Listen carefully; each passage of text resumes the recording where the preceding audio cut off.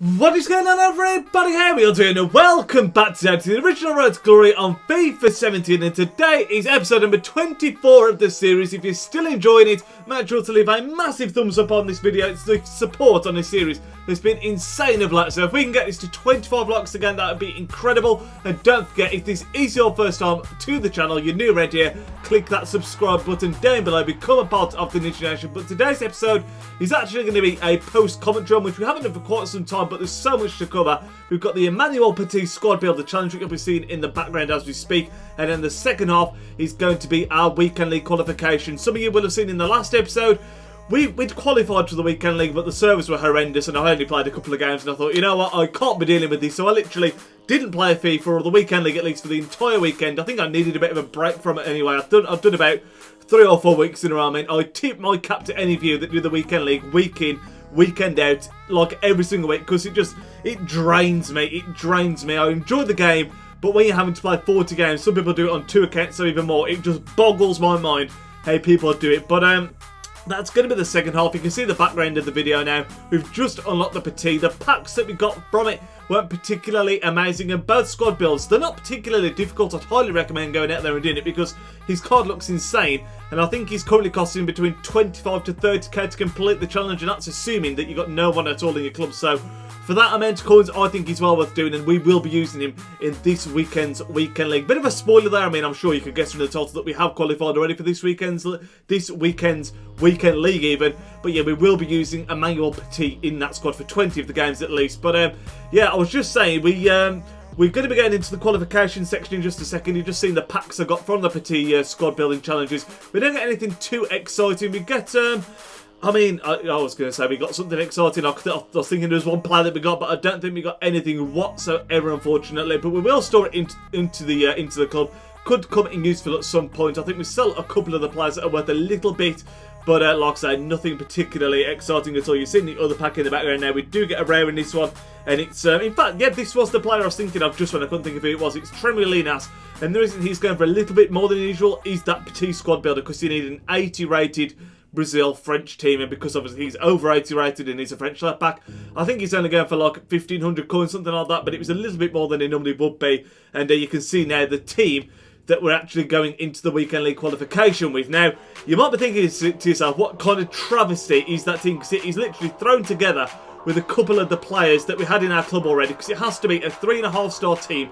I didn't want to do a team that was made up of really low rated golds. I wanted to try and get Ben Yedder in there and a couple of other key players. So that's why we got the likes of Ben Yedder, we got Carrasco, and then we built a bit of a hybrid around it. Well, I say hybrid, it was only 92 chemistry, I think, so it wasn't much of a hybrid, but it was enough to do the job. We can see we're in our first game here.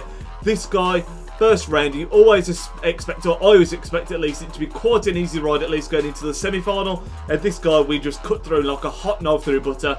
I think you get 2 goals and he rage quits instantly. I think it's within 15 minutes. Absolutely ridiculous. We absolutely pushed him to one side. But yeah, it was really an interesting qualification process, because usually everyone's rocking up with any team that they've got. But because of it being 3.5 stars, there was really 2 approaches that people used for this. It was either build a full silver team, which we came across once. There was build a full gold team that's like low-rated gold players with maybe like 1 silver in there kind of thing. The likes of Callum Wilson, Max Gradle, those kind of players in there.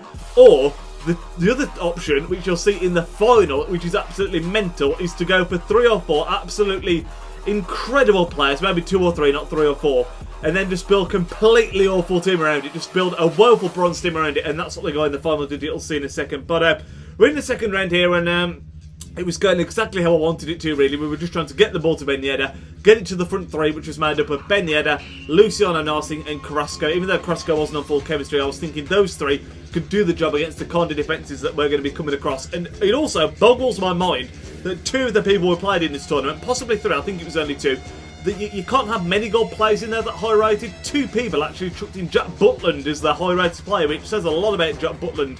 I also should say, in this team that I'm using, I've got a player called Pele, who's a central midfielder from, I think it's the Portuguese league, and you have no idea how tempted I was to name this episode Pele Squad Builder or something around that, because it's true. It's just not the Pele that you might think it's going to be. But I think we're still in the second round as the clips are going on now. It was a bit of a crazy game, really, because we went 2-0 up. We were absolutely cruising. We dominated. This guy put in a really nice finish, if I remember correctly, with, I think it was Callum Wilson, perhaps, finessing outside the box, flew into the right-hand corner. The keeper, no. Was it right or left? I can't remember. But what matters was that the keeper got nowhere near it. He got a goal out to nothing. But then, thankfully, we did go on to win the game pretty comfortably, and that secured our route into the semi-final. I think you've just seen the final goal here. It's a little bit of a breakaway from this guy's corner. Yeah, that's right. It's a breakaway because he's gone on all out. The only guy in his own half is his goalkeeper. He brings him out, and we just absolutely sweat it round him to make sure that we get the goal that sends us into the semi-final. And usually, typically for me, when I do the weekend league qualifying, it's the semi-final that can sometimes be tough. You can see this guy's got a very nice full silver, mainly BPL team, EPL team. Loxophobia's got Ibe in there. But I was going to say, usually the semi-final can get a little bit tough, and then the final's always very difficult. The first two rounds are usually a bit of a breeze, in my opinion. But this guy, it was a very tight game, but we got two pretty early goals that made it a lot easier on ourselves, really. It was Ben Yedder that scored both of them. I mean, like I say, I wanted to use him in this team to make it a bit easier on ourselves, and he basically tore through every defence we came across pretty much. But yeah, Ben Yedder carrying us, and he gave away two early goals, and that meant that we could sit back a bit more, absorb a bit of pressure for the rest of the game, because there was not a lot in this game. And what it also did was force the other guy to come out of his shell a bit more, because we both set up. I mean, I naturally set up quite defensively, because it sounds a bit bad really, but I don't want to concede before I go ahead and score a goal. I like to make sure I'm secure at the back before I'm like firing goals at the other end, if that makes sense. So I always tend to start off on defensive and counter-attack. And when you grab an early goal like we did here, it always just makes the game 10 times easier, because it means the opponent's got to come out. That means you can find the room in behind. And with the way I set up, like I say, I like to think I make myself hard to break down before I'm going to head to win the game. And we go through that game 3-0. We're going to the final. Like I say, this guy's got a crazy team. He's got Aubameyang, he's got Royce, Javi Martinez, Kouyaté, who was absolutely sensational for him. But this is what I mean. It was really interesting weekend league qualification, just because you came across all sorts of different teams. We actually go 1-0 down to this guy. I think we only conceded 2 goals in the whole of qualification, this being one of them, and then the goal we conceded in the last game being the other. I think that's right, which is pretty incredible really. But that guy went 1-0 through that goal with Aubameyang, diving header, Royce and Aubameyang linking up. And what this guy did, because he only had a handful of really good players in his team, and when I'm saying that, I mean Royce, Aubameyang and Kouyaté.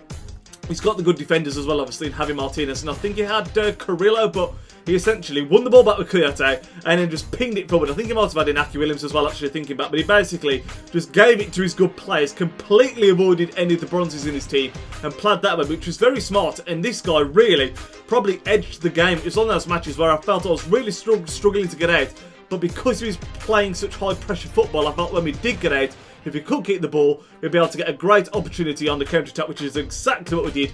And it's that man again, Ben Yedder. He's just absolutely insane. I think I show his goal-scoring record at the end of this little goal, at the end of this weekend league qualification run, and he's just he's sensational. The third goal really comes out of nothing. This guy had given up. We were looking after the ball, keeping possession.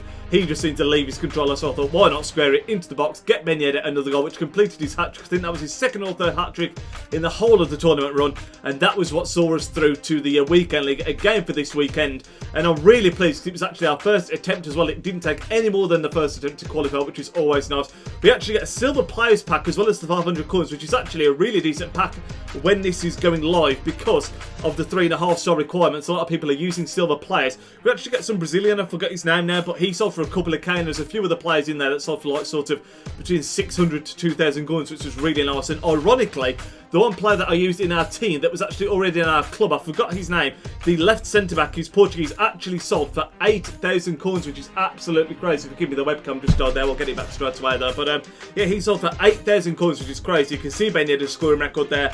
Off the top of my head, I can't really see it probably from here, but I think it was like 16 goals in 9 games or 8 games. Absolutely sensational. But we are qualified for this weekend league, which means we'll be getting some more of that on the series and on the channel over the next few days, probably at the start of next week, if not on Sunday. But I hope you all did enjoy this video. Like I said, it's been a bit of a post-con, which is a bit unusual because we don't see it too often on this series anymore. But let me know how you got on with the qualification. If you used a 3.5-star team, I'd love to see what your approach was, whether it was similar to mine, where it was just stick a couple of silvers in there, or whether you were just going for a flat-out, you know, OP player and then a couple of bronzes around him. But let me know how you did it. Let me know what you thought of the video. Comments and likes always appreciated, and don't forget to subscribe to the channel if you are new around here. I will catch you all in tomorrow's video where we've got the Emmanuel Petit play review, and we'll also be coming with a new review from the new Inform Team of the Week. So I'll catch you all there, lads. Enjoy the rest of your evening. Nidge out. Yo, he's Nidge, plays with big games and player reviews are getting insane. He entertains while he elevates, his video quality resonates. On career mode, he got lots of vids uploading off and he's rocking it. He's got the confidence in all his commentaries. Videos range, they often vary. Got need for speed and a road to glory. Just watching vids and you know the story. The content is underrated, I'm understating, so don't